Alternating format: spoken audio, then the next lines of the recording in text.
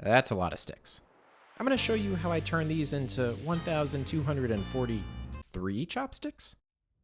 Oh, I'm serious though, this video is the ultimate guide to making your own chopsticks, and you should. Side effects may include collecting way too many unneeded chopsticks from sushi carryout, but I mean, who doesn't want to say they're currently using their own chopsticks? This video is about how I made not one, but two chopstick jigs, answered very foundational questions, and made something uniquely beautiful along the way. So, join me today as I show you how to make this jig, make these chopsticks from this jig, and hopefully have some fun.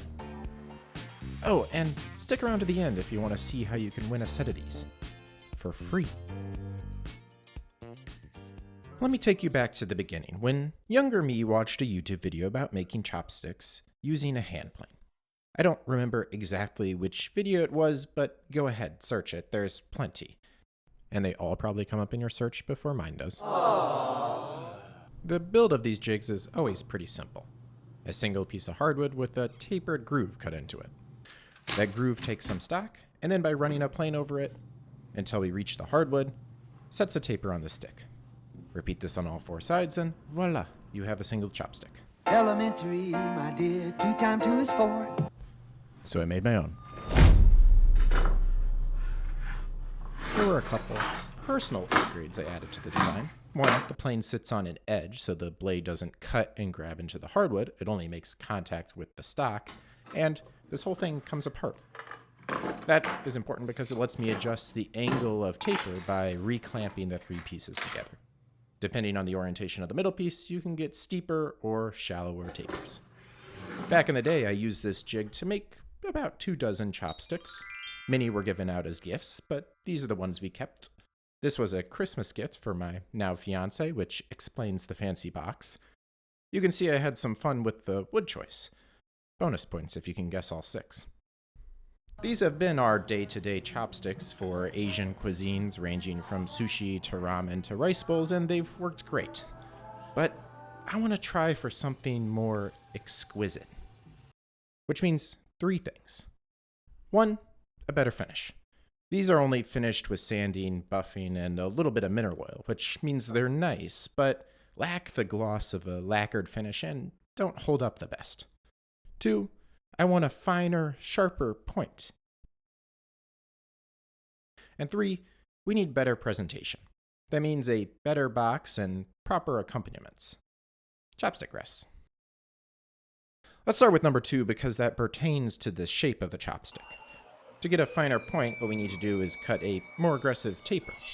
My old jig could maybe do this, but I haven't used this thing in a while, and the whole 3 parts clamped together is a bit annoying to figure out, so I want to make a new one. I actually quite liked using this thing, so I'm going to go for exactly the same design, but bigger. I'm building the body of this new jig out of some leftover maple I had kicking around, gluing together a few different pieces of scrap to give me enough material.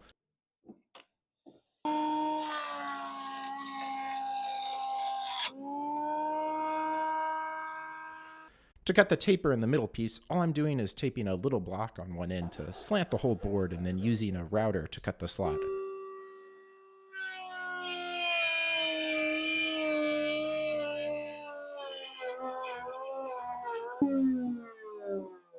I'm kicking myself because I made this first cut way too deep, but fortunately the piece is wide enough to cut a second groove.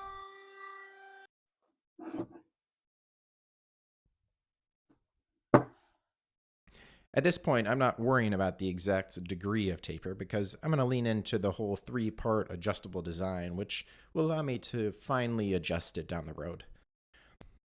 This whole thing is getting a coat of Danish oil and polyurethane for durability before putting it all together.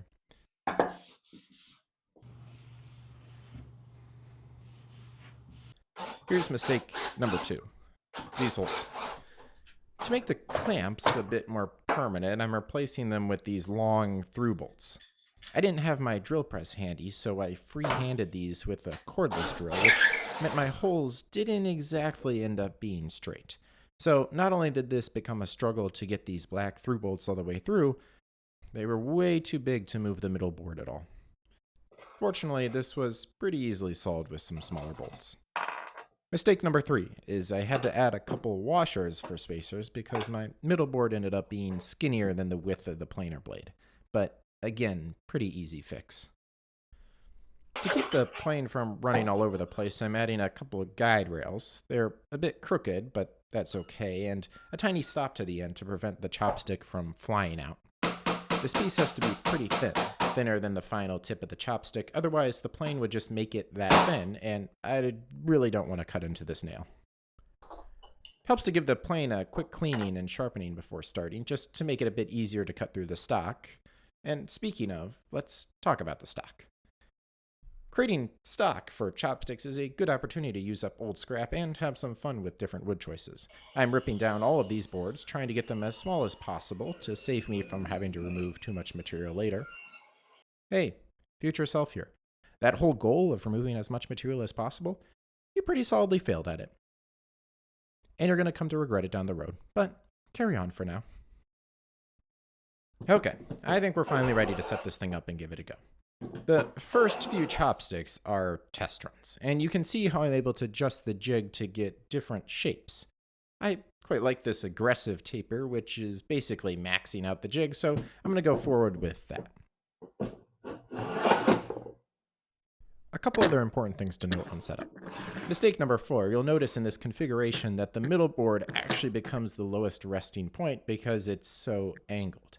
This causes a problem clamping because I'm applying force to this floating board, and this just wants to rock the jig, so I had to shim it up with some of these test chopsticks. Also, not a mistake, but importantly, I'm right-handed. So I made this half of the jig a little wider so I'd be able to clamp it to a table and then stand next to it to plane. And now, let's talk about the harsh realities of wood grain. Wood grain caused 2 problems with this chopstick. 1, you'll notice these rough patches where the wood blew or tore out. And 2, you'll notice this whole thing isn't actually straight. It curves, not huge, but meaningfully. What's happening? Well, on a blown up level, a piece of wood looks something like this. Here's my little visual of the path of the plane. So if the wood grain is good and straight, cutting an angled taper from both sides always goes with the grain.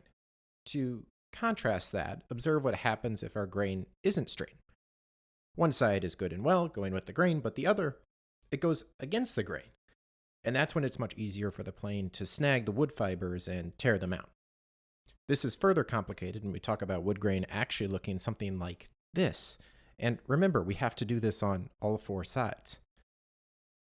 And the reason chopsticks curve is because wood grain looks like this or this. Inconsistent grain leads to inconsistent tension within the piece, and it curves. So what can we do about this? Well, one trick we have at our disposal is to reverse the direction we're cutting. This flips unsupported grain into supported grain and gets you a smoother cut. That's the reason I added a second stop to the jig, so I'm able to cut both ways. We can also take shallower, more scraping cuts, or even finish the last few passes with a cabinet scraper rather than a plane. Warping or wood bend is a little trickier to counteract. I've found once a piece has its mind made up that it wants to bend, it tends to bend. My best advice here is to pick good straight grain stock and accept that you're probably not going to get a 100% success rate. Okay, I think we've talked enough about this technical process, and let's just get back to cutting.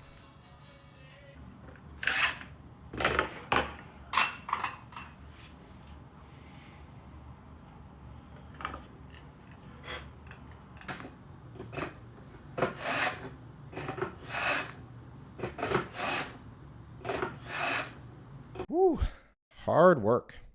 Now, I'll admit, life got in the way, and there has been some time since I started all these. I was busy doing things like cross-country skiing in Europe.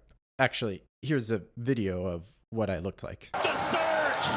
The Norwegian with a Viking eruption here! This is also the part where I admit that those 1,243 chopsticks was absolutely a clickbait lie, and these are all I have made and are going to make. I have more stock, but these are all either too big or too twisted to make it worth my while. Mistake number 5. Bad stock dimensioning coming back to bite me. Plus, making all these is kinda a time suck. Because between the cutting, the sanding, the length adjusting, fine tuning, each individual chopstick took me around 30 to 45 minutes to make. And these aren't even done. Plus, I think I got tennis elbow. All that lifting of the plane kinda killed my arm right here, and I'm not super eager to jump back into it. That's probably why people use a belt sander for this. But as we stand, we have 64 failed stock, 21 cut but failed quality control, 13 with the old design, also unfinished, and 36 gorgeous chopsticks. Let's finish the good ones. Because these are going in people's mouths, I'm in search of a food-safe, temperature-resistant, glossy finish. Traditional Japanese chopsticks are finished with lacquer, but humana. So I'm going to use tongue oil. Tongue oil is painfully slow to apply, with each coat requiring at least 24 hours to dry, sanding with fine grit sandpaper in between, and repeat that whole process for a couple weeks to build up the coat. I forgot to film it, but I also added a top coat of shellac to give the finish a bit more permanence. So add that to the time per chopstick. But by the end of it, these guys pop.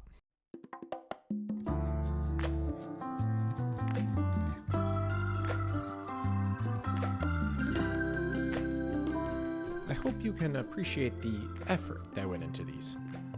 The fine design, the different wood types, the pop of the shine. I mean, I love these things. I haven't talked much about the different woods, but to give you a quick recap, walnut, fuzzy while working with it, lightweight, and by far the darkest wood, especially with the tongue oil finish. Hickory, inconsistent density, so the final sticks have a bit of a wave. Leopardwood, cool name. Deadly straight and hard, but brittle as all hell and gave me splinters. Teak, Purpleheart, hard. Has a tendency to tear out when planing, but it's purple, and that's pretty neat. Bamboo, understandable why this is a classic chopstick material. Cherry and maple, dreams to work with and make a great final product, if the grain is straight. Comparing them to my first design, there's no design that these have an exquisite feel to them, but there's something to be said about these guys too. For one, they're probably much closer to what the original chopsticks looked like, which were used as cooking utensils and not eating tools. Yeah, you in the background with yours. Yeah, good hand. Acting casual. So while these have a delicacy to them for picking up fish, these are much more robust to stir and pick something out of hot broth. Chopsticks for cooking. I'm going to call this video here for today and make the boxes and chopstick rests in another video. But before concluding, I did promise you that I'd tell you how you could get these. So how about we do this? As a promotion for my Instagram page, follow, like, and comment on my latest post, the one about chopsticks. I'll definitely pick at random and send a pair to those lucky winners. Until next time. If you like this, be sure to check out the Anonymous Woodworker YouTube channel. I make all sorts of crafts with the mindset of trying to design something new every day. If you want to stay up to date with the latest videos, be sure to subscribe.